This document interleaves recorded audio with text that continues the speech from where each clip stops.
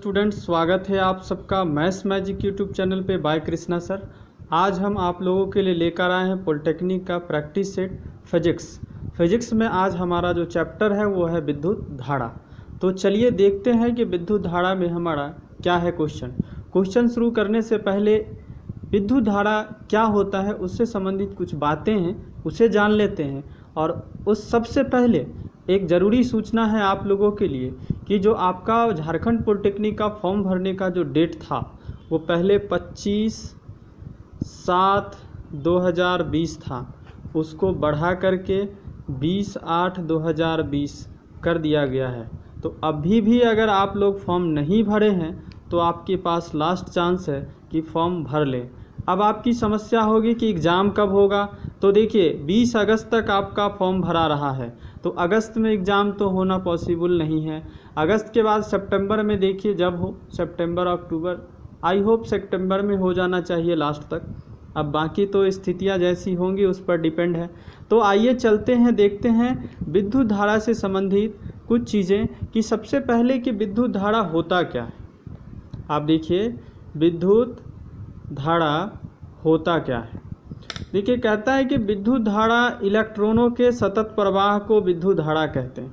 जैसे मान लीजिए ये आपका चालक है, चालक बोले तो वह पदार्थ जिससे होकर विद्युत धारा प्रवाहित हो सकती है। अब ये चालक है, इस चालक से इलेक्ट्रॉन का लगातार प्रवाह हो रहा है, फ्लो कर रहा है, इसी को हम क्या कहते हैं, विद्युत धारा कहते हैं। चलिए अब सवाल उठता है कि विद्युत धारा के प्रकार भी होते हैं क्या। विद्युत धारा के प्रकार भी होते हैं क्या? जी हाँ, विद्युत धारा के दो प्रकार होते हैं, इसको भी समझ लीजिए। विद्युत धारा के दो प्रकार होते हैं, देखिएगा ध्यान से। अगर एक में प्लस चार्ज है और यहाँ माइनस है, अब आप सोच रहे होंगे कि विद्युत धारा किधर से किधर जा सकती है। तो विद्युत धारा इधर से पॉजिटिव चार्ज से निगेटिव चार्ज की ओर भी जा सकती है और निगेटिव से पॉजिटिव की ओर भी जा सकती है। हालांकि विद्युत धारा मुख्य रूप से निगेटिव से पॉजिटिव की ओर ही जाती है, लेकिन हम लोग देखेंगे, हम लोग को जो यहाँ पढ़ना है वो पॉजिटिव से निगेटिव की ओर जाने वाली विद्युत धाराएं पढ़नी है। तो इसका नाम क्या होता है इसको समझ लेते हैं। अगर धाराएं पॉजिटिव चार्ज से निगेटिव की ओर जा रही है, जो एरो आप देख रहे हैं पॉजिटिव से निकला है और निगेटिव जा रही है, तो इसे बोलते हैं कन्वेंशनल करंट, इसे बोलते हैं कन्वेंशनल धारा। और जब धारा निगेटिव से पॉजिटिव की ओर आ रही हो तो इसे कहते हैं इलेक्ट्रॉनिक धारा, इसे क्या कहते हैं, इलेक्ट्रॉनिक धारा। अब आइए, धारा मुख्य रूप से निगेटिव से पॉजिटिव की ओर ही प्रवाहित होती है, लेकिन यहाँ हमें जो भी रूल रेगुलेशंस इस चैप्टर में जो भी हम स्टडी करेंगे, हमारा प्रैक्टिस सेट होगा, वो सब के सब हमारे कन्वेंशनल करंट पर डिपेंड होंगे।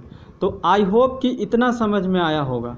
दो बातें और जान लीजिए जो एग्ज़ाम में अक्सर पूछे जाते हैं। अब अभी सवाल आया यहाँ पर इलेक्ट्रॉन क्या है। आप देखिए जब भी परमाणु टूटता है तो आप जानते हैं कि 3 कण में विभाजित होता है, इलेक्ट्रॉन, प्रोटॉन और न्यूट्रॉन में। इलेक्ट्रॉन पर माइनस चार्ज होता है, आवेश होता है, प्रोटॉन पे प्लस और न्यूट्रॉन पे 0, आप सभी जानते हैं। अब सवाल उठता है कि एक इलेक्ट्रॉन पर आवेश कितना होता है, एक इलेक्ट्रॉन पर आवेश कितना होता है। यह प्रश्न कितनी बार पूछा गया है सभी एग्ज़ाम में, वनडे में, अक्सर बहुत सारे एग्ज़ाम में। तो 1.6 × 10⁻⁻19 कूलम्ब होता है। अब आप कहेंगे ये कूलम्ब क्या है, तो कूलम्ब जो है आवेश का SI यूनिट है। अब आइए दूसरा प्रश्न समझिए। एक कूलम्ब में कितने इलेक्ट्रॉन होते हैं, दोनों अलग अलग चीज़ें हैं, कितने इलेक्ट्रॉन होते हैं, ये होता है 6.25 × 10⁻18 इलेक्ट्रॉन। तो आपको ये दो बातें और ऊपर में बताई गई बातें आपको याद रहनी चाहिए, न जाने कितनी बार ये क्वेश्चन आया हुआ है। तो एक इलेक्ट्रॉन पर आवेश आपका 1.6 × 10⁻⁻19 कूलम्ब, और एक कूलम्ब में आवेश कितने इलेक्ट्रॉन कितने होते हैं, तो 6.25 × 10⁻18 इलेक्ट्रॉन। तो आई होप कि इतना क्लियर हुआ होगा। अब चलिए देखते हैं आज के हमारे लिए सेशन में क्वेश्चन क्या है। आइए स्टूडेंट देखिए, पहला क्वेश्चन कह रहा है कि 1 एम्पियर विद्युत धारा होती है। ऑप्शंस आप देख सकते हैं, 1 coulomb by 1 second, coulomb into 1 second, 2 coulomb by 1 second, 1 coulomb Guna 1 second का स्क्वायर। अब आइए समझते हैं कि ये एम्पियर क्या है। अभी अभी मैं बताया कि विद्युत धारा क्या होता है। विद्युत धारा का SI मात्रक होता है एम्पियर, ठीक है। विद्युत धारा का SI मात्रक होता है एम्पियर। इतना समझ में आया होगा कि एम्पियर क्या है। अब आपसे पूछा जा रहा है कि एम्पियर मतलब 1 एम्पियर कितने के बराबर होता है। तो सबसे पहले 1 एम्पियर को समझ लेते हैं, उसके बाद उसकी फॉर्मूला निकल जाएगी। यहाँ पर एक बात और जान लीजिए, विद्युत धारा का SI मात्रक तो एम्पियर होता है। विद्युत धारा को मापा किससे जाता है? मापने वाला यंत्र कौन सा है? मापा जाता है आपका अमीटर में, अमीटर, और कहीं कहीं एमीटर भी लिखा रहता है। तो ये आप याद रखिए, विद्युत धारा का SI मात्रक एम्पियर और उसका यंत्र है अमीटर। उसी तरह से वोल्ट मीटर की बाद में बात करूँगा। तो अब आइए कि एम्पियर क्या होता है।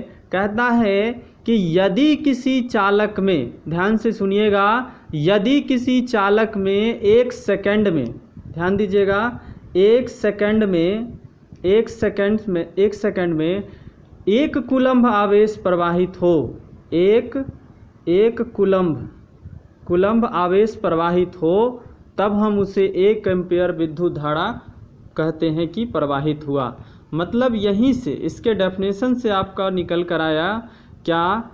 1 एम्पियर इक्वल टू 1 कूलम्ब आवेश अगर 1 सेकंड में पास करता है तो हम बोलते हैं कि 1 एम्पियर विद्युत धारा प्रवाहित हुई है। अर्थात यहाँ से आपका फॉर्मूला क्या मिला, इसको समझिए कि 1 एम्पियर इक्वल टू 1 कूलम्ब बटा 1 सेकंड। यही आपका फॉर्मूला हो गया। अब आप तो समझदार हैं, आंसर तो आपको मिल ही गया। आपको क्या है, 1 coulomb by 1 second. I hope कि इतना क्लियर हुआ होगा। चलिए अब देखते हैं नेक्स्ट क्वेश्चन। बहुत ही शानदार क्वेश्चन है, बहुत कुछ सीखना है इसमें। ये कह रहा है कि 2 बिंदुओं के बीच के विभवांतर किसके बराबर होता है। क्वेश्चन ये होना चाहिए, विभवांतर किसके बराबर होता है, किसके बराबर है या होता है। आइए समझते हैं इस प्रश्न को कि क्या हो सकता है इसमें। सबसे पहली बात है कि आपको विभवांतर पता होना चाहिए। आंसर तो है, ठीक है, बट आंसर अगर आप कहते हैं तो आंसर होता है किया गया कार्य बटा आवेश। लेकिन ये विभवांतर क्या है, अब इसको समझिए। विभवांतर जो होता है, कहता है मान लीजिए कि हमारा कोई विद्युतीय क्षेत्र है। विद्युतीय क्षेत्र किसी चालक के आसपास का वह क्षेत्र होता है जहां विद्युत धारा अनुभव किया जा सकता है। कहता है इसमें कोई यूनिट पॉजिटिव चार्ज, इकाई धन आवेश को, मान लीजिए ये बिंदु A है, ध्यान से समझिएगा, और ये बिंदु B है। यहाँ से यहाँ तक ले जाने में जो कार्य किया गया है वही विभवांतर होता है। क्या हुआ? जो कार्य किया गया वही विभवांतर होता है। तो अब देखिए इसकी परिभाषा में ही इसका फॉर्मूला छुपा हुआ है। किया गया कार्य और ले जा रहे हैं किसको? आवेश को। तो आपका आंसर हो गया A। दूसरी शब्दों में आप कहीं ये भी डेफिनेशन सुन सकते हैं कि किसी विद्युतीय क्षेत्र में 2 बिंदुओं के बीच में विभव के अंतर को विभवांतर कहते हैं। जैसे यहाँ विभव कुछ अलग होगा, यहाँ विभव कुछ अलग होगा। अब आपका अगला सवाल होगा कि विभव क्या होता है, तो इसको भी समझिए। विभव क्या होता है, क्वेश्चन आगे विभव से भी आ सकता है। ये मान लीजिए कि हमारा विद्युतीय क्षेत्र है, कहता है अनंत से, यहाँ सवाल है विद्युत क्षेत्र के अंदर तो विभवांतर, और यहाँ है विभव में किसी यूनिट पॉजिटिव चार्ज को अनंत से, ये इसके क्षेत्र के बाहर कोई बिंदु है, अनंत से किसी विद्युतीय क्षेत्र के विरुद्ध लाने में किया गया कार्य विभव कहलाता है। तो आई होप कि आप इतना समझ पाए होंगे। चलिए नेक्स्ट देखते हैं, हमारा नेक्स्ट क्वेश्चन क्या है।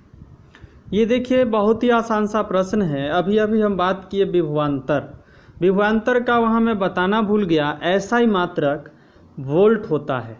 विभवांतर का SI मात्रक वोल्ट होता है। तो ये आपका बन गया, मतलब पहले ही क्वेश्चन के एक्सप्लेनेशन से ये क्वेश्चन बन गया आपका।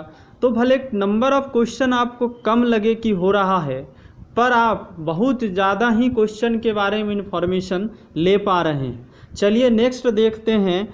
कहता है 1 ओम किसके बराबर है? 1 ओम 1 ampere by 1 volt, 1 volt Guna 1 ampere, 1 volt by 1 ampere, 1 volt Guna 1 ampere square. अब आइए समझते हैं कि सबसे पहले अगर बात की जाए तो 1 ओम जो है आपका वो 1 वोल्ट बाई 1 एम्पियर होता है। अब समझते हैं कि ये कैसे होता है, क्या है ओम। क्लियर? वोल्ट तो आप समझ गए हैं, एम्पियर भी समझ गए हैं। अब ओम्स के बारे में समझते हैं। तो देखिए सबसे पहले 1 ओम से पहले ओम के बारे में समझते हैं, फिर समझते हैं कि 1 ओम क्या है। ओम जो यहाँ पर वर्ड आया है वो एक जर्मन भौतिकविद थे, फिजिक्स के जानकार थे, उनका नाम है, जो कि कभी प्रोफेसर भी रहे थे।